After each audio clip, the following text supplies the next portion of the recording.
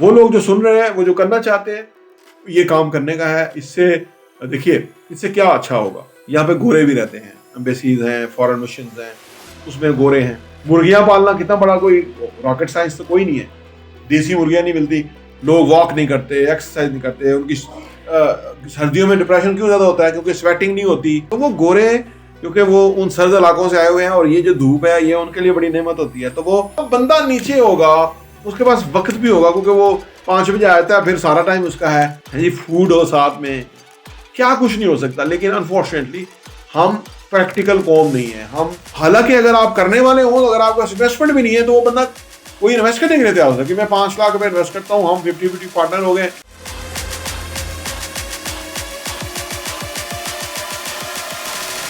سر لوگوں کے پاس گھر ہیں, ان کی جو روف ٹاپس ہیں, چھتیں ہیں, وہ انڈر یوٹیلائزڈ ہیں, وہاں پہ وہ خالی پڑی ہوئی ہیں, کوئی کام نہیں ہو رہا. ان کو یوٹیلائز کرنے کے لیے آپ کیا مشورہ دیں گے؟ اس میں کیا کیا چیزیں بزنس کے پوائنٹ آف ویو سے ہم وہاں پہ کر سکتے ہیں؟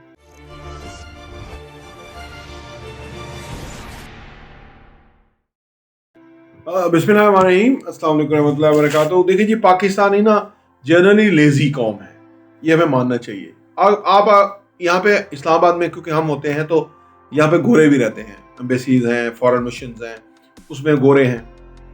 اب کئی دفعہ میں ادھر منال جا رہے ہیں, گرمی ہے, اے سی والی گاڑی میں بیٹھے ہوئے ہیں. اب باہر دیکھتے ہیں تو جیپنیز ہیں, وہ پیدل جا رہے ہیں, پہاڑ چڑھ رہے ہیں, پسینے میں شرابور ہیں. فرینچ ہیں, وہ جا رہے ہیں, یعنی یا تو وہ سائیکلنگ کر رہے ہیں.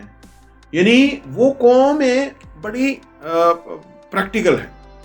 ہم آرام پسند بہت ہو گئے. اس کا فائدہ نہیں نقصان ہے. جتنا پاکستان میں نفسیاتی امراض ہیں, وہ ڈپریشن ہے, وہ نہ چلنے کی وجہ سے بھی ہے.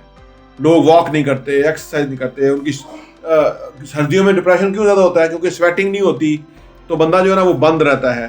گرمیوں میں سویٹنگ ہوتی ہے, تو آپ کا جسم کھل جاتا ہے, مسام کھل جاتا ہے, آپ بہتر فیل کرتے ہیں. تو وہ گورے کیونکہ وہ ان سرد علاقوں سے آئے ہوئے ہیں, اور یہ جو دھوپ ہے یہ ان کے لیے بڑی نعمت ہوتی ہے. تو وہ ویسے بھی فزیکلی وہ کام کرتے ہیں. پھر یہ بڑی این جی اوز ہوئی ہیں اسلام آباد میں ان کے آفیسز میں گیا ہوں, کوئی بہت زیادہ سٹاف نہیں ہوتا. وہ جو مین باس ہے وہ اٹھایا اور جا کے فوٹو کاپی کر رہا ہے, وہ اٹھایا اور جا کے فائل جا کسی کو دے رہا ہے. کوئی گھنٹی پہ جا کے کوئی بندہ نہیں آئے گا کہ یہ فلاں کو فائل دے آؤ.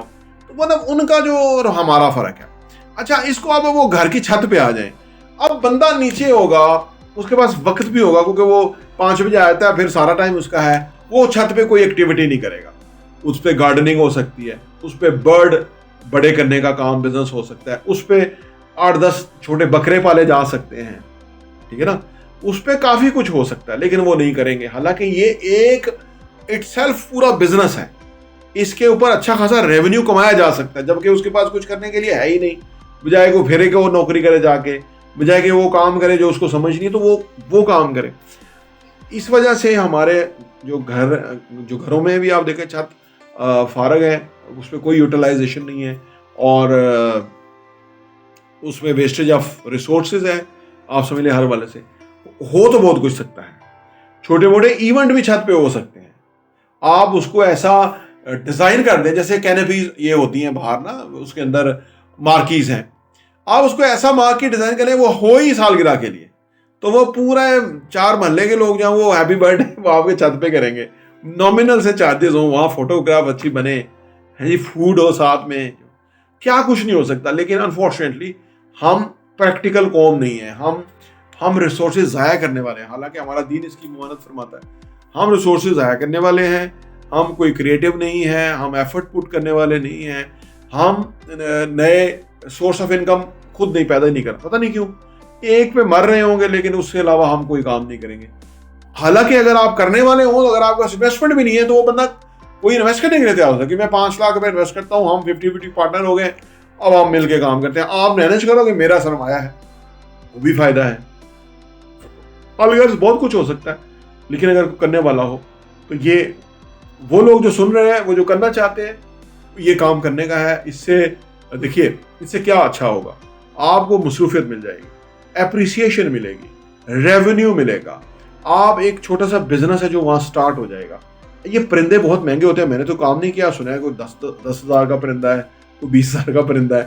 تو پرندہ تو چھت پہ ہیپیلی رہ سکتا ہے. اس کو تو وہ انوائرمنٹ کریٹ کر کے دینا جس میں وہ بڑا ہو اور رہے.